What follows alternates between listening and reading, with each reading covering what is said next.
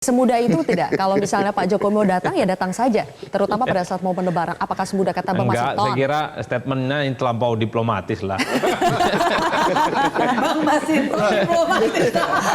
Bang Kodari juga sangat diplomatis. Udah intinya nggak bisa bertemu, udah itu aja judulnya. Jadi, jangankan Mission 25, Impossible gitu jangankan maksudnya? 25 tahun, 30 tahun, 40 tahun, 50 tahun. Nggak ada jaminan bisa bertemu.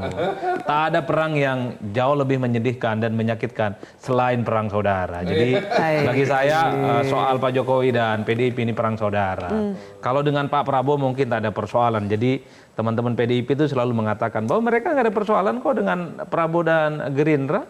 Dan bahkan sepanjang pemilu jarang nih kawan-kawan PDIP yang nyerang Pak Prabowo. Yang diserang itu apa istilahnya Bang Masinton, Samsul-Samsul itu loh. Nggak ada yang lebih. Itu menunjukkan betapa yang sebenarnya dilawan oleh kawan-kawan PDIP seperti Bang Masinton itu adalah Jokowi, Gibran Rakabuming Raka, bukan Prabowo Subianto, bukan Mbak Sarah dan bukan Gerindra. Mbak Sarah sebenarnya kalau mau jujur sepanjang 3 bulan ini duduk manis sebenarnya. Jarang sekali loh diserang sama Bang Masinton. Yang banyak diserang itu adalah soal pelanggaran etik lah, putusan MK 90, soal kurang umur dan seterusnya. Jadi bagi saya nggak ada lagi yang perlu ditutup-tutupin. Mustahil sepertinya memang mempertemukan antara Jokowi dan Mbak Megawati. Itu saya. Mustahilnya karena perang saudara tadi ya? Ya, Bukan karena ada yang menghalangi. Karena perang saudara dan sejarahnya panjang. Nah yang kedua, Cilvi, bagi saya apa untungnya ketemu dua tokoh ini? Tidak akan mengubah apapun. Tidak akan mengubah apapun. Pertama, tidak akan mengubah hasil pemilu. PDIP jelas merasa bahwa pilpresnya kalah karena Jokowi. Dianggap belok arah mendukung Prabowo Subianto dan Gibran.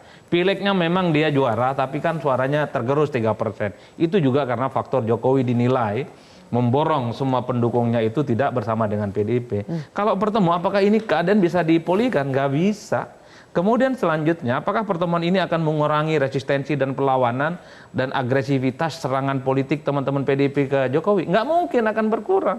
Orang seperti Bang Masinton dan yang lainnya itu, terutama mazhabnya Pak Hasto, saya kira sampai kapanpun akan terus menjadikan Jokowi itu sebagai samsak politik yang akan terus dilawan secara signifikan. Kalau begitu?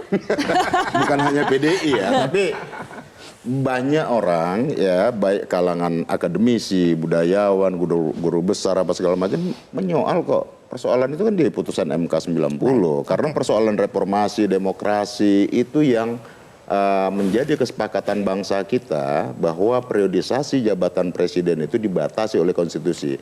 Dengan mengakal-akali putusan MK nomor 90 itu kan pengen melanjutkan kekuasaan.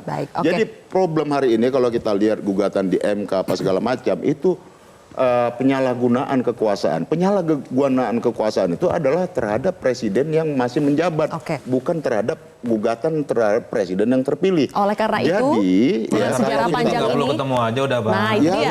Jelajahi cara baru mendapatkan informasi. Download Metro TV Extend sekarang.